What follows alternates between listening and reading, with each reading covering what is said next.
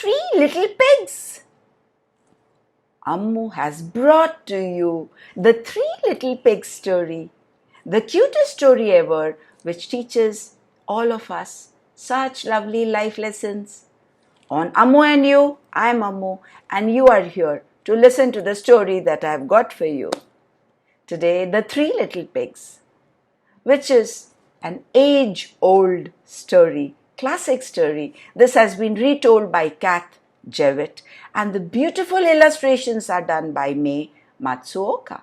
So let me tell you the story, The Three Little Pigs. Once upon a time, there were three little pigs who lived in a cozy cottage on the hill. They loved to eat all the delicious food their mother made them every day.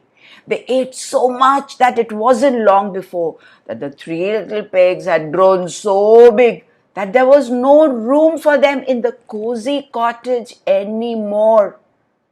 "I'm sorry," said their mother one morning, "but it's time you made your own way in the world." So, the very next day, the three little pigs left home. "Don't forget to watch out for the big bad wolf," called their mother as she waved goodbye. Mothers are always giving the right teachings and warnings. "He'll eat you for supper, so you'll need to build a big, fine, strong house as quickly as you can to keep him away." "Don't worry, Ma," they oinked. "We can look after ourselves." And the three little pigs trotted off down the hill, each taking a different path. It wasn't long before the first little pig met a farmer pulling a cart filled with straw. "Please, may I buy some straw to build a house?" asked the little pig. "Of course," replied the farmer, "but a straw house won't be very strong, you know." But the little pig didn't listen because he was in a hurry to build a house. He was busy stacking the bundles of straw for his new house. In no time at all, the house of straw was finished, and the little pig went inside for a nap. The little pig was very happy that Ma was worrying unnecessarily and how fast I have managed to build a nice house for myself. He had just shut his eyes when there was a knock at the door. Knock, knock, knock, knock, knock, knock.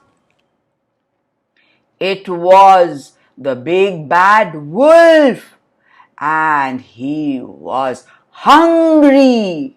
Little pig, let me in," growled the wolf. "No!"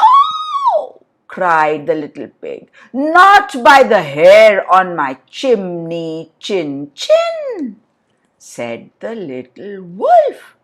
"Then I'll huff and I'll puff, I'll blow your house down," laughed the wolf, and that's just what he did. Huff, puff, and whoosh! Meanwhile, the second little pig was walking along the road when he saw a woodcutter piling up sticks. "Please, may I buy some sticks?" he asked politely. "I want to build a house." "Of course," answered the woodcutter, "but a house made of sticks will soon fall down." But the second little pig wasn't listening, just like the first one. He was much too busy planning his new stick home.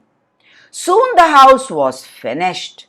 The little pig had just sat down to rest when there was a knock at the door. Knock, knock, knock, knock. It was the big bad wolf. He was even hungrier now. Little pig, let me in," he growled. "No way! Not by the hair on my chinny chin chin," cried the second little pig. "Then I'll huff and I'll puff and I'll blow your house down," cried the wolf. And that's exactly what he did. Huff, puff, whoosh! and down came the house of the sticks, just like the house of the straws. Meanwhile, the third little pig had met a builder. "Please, may I buy some of your bricks to build my house?" he asked. "Of course," replied the builder. "A fine, strong house of bricks will last forever." "Yes, I know that, sir," said the third little pig, and the piggy pig started building the strongest house in the land. Finally, after a hard day's work, the house was finished. It had 4 strong walls of bricks, a tiled roof, a sturdy wooden door, and a large fireplace with a chimney. The third little pig had just put a pot of turnips on the fire to boil because he was feeling hungry, when he saw his brothers running down the road, closely followed by the big bad wolf. "Quick!" cried the third little pig. "Hide in here!" The wolf, who was very hungry by now, banged on the sturdy front door. By the time the 2 pigs, the first and the second, had already gotten in and were shaking in fear, hiding inside that big brick house. Little pigs, let me in," he growled, his tummy rumbling very loudly with hunger. "No way, not by the hairs on our chins," and the 3 little pigs gave out a loud shout. "Then I'll huff and I'll puff and I'll blow your house down," laughed the wolf.